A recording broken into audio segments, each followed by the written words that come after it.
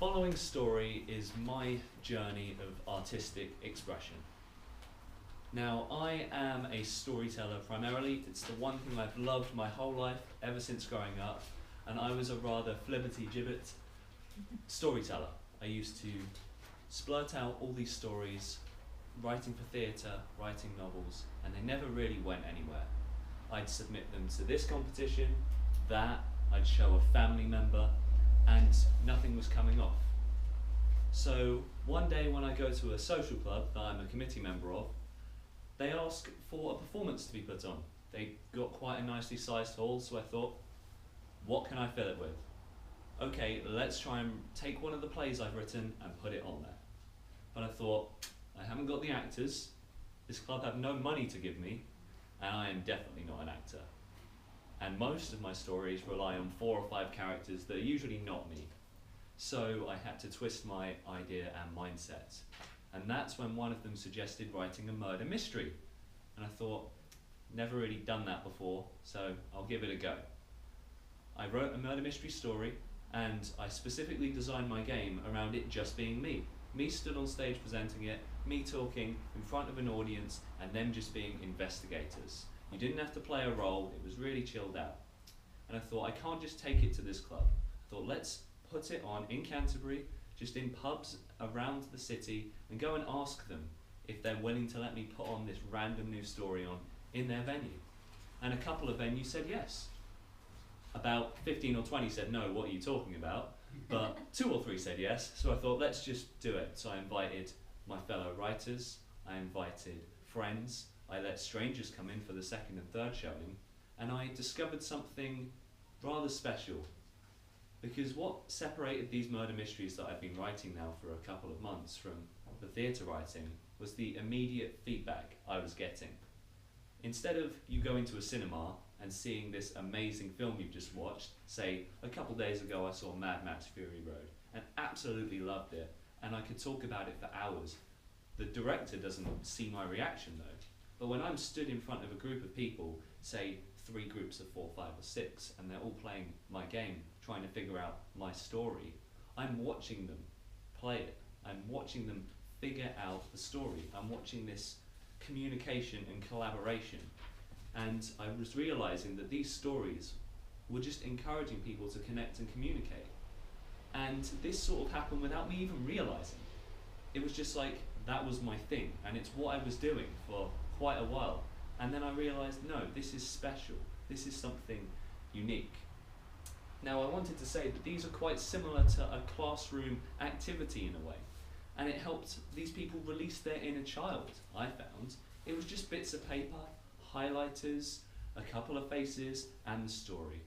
And my friend Dan described it best when he said, Max, I've never cared about a picture and a couple of lines that they've said in regards to a murder so much. He was literally on the edge of his seat trying to figure out whether his answers were right or wrong, and he knew that I was just printing these off from Word documents. Yeah, I got a graphic designer to make a nice map of the place the murder was set, but the statements were just from Word documents. It was stock photography are the people. He knew that. But by the end of the night, when you figured out what team had won, seeing them roar up, they would stand up and cheer in their group. Not even with a prize and no real goal achieved, but there is a goal achieved. They've connected with that team they're working with. And I found that was what keeps me writing. Another thing that you might also be thinking about is money. If you write a novel, it can take you a couple of years, you might never sell a copy of your book. You just don't know. These murder mysteries, I'm charging money for them. And now it's part-time wages money. I'm able to afford to now, alongside my studies, just do this as my part-time job. And it's wonderful for me. And some people might think, you're just a first-time writer, you should put it out there for free, you should be lucky that people are seeing your stuff. But even people on small budgets need a budget. So most of it just goes back into the murder mysteries anyway. And in regards to writing and storytelling, I've now realised if I can just do that for the rest of my life, even if it's just in regard to building up stories, so eventually I might make films, who knows, with moving further on in my life at that point. But the idea of just putting on these stories and connecting people and having them try and figure out all this stuff, I could do forever. And I'd say I'm pretty lucky and honoured in that fact. Now, another thing is that it's about being in the right place at the right time. So when I was doing one of my events, this was literally a week or two ago, I'm in the White Hart pub just up the road, and we get to book out the whole left-hand side, and the bar's on the right. And there's a man stood at the bar overhearing what I'm doing. And this guy works on behalf of the university, and he's a marketer there, and he's been told that he has a 15th century building that's not in use, and he needs to find events to put on there. So he just pops around the corner, and it's like, do you have a business card? And me, being me, I said, no, of course I don't. All I have is the stuff I come with. I'm not really a businessman, in quotes, I'm just a guy who tells stories. And now he wants me to put on an event in his 15th century St. Martin's Priory. And I didn't see that coming. And it was just because I was there on that night. That's just his local pub.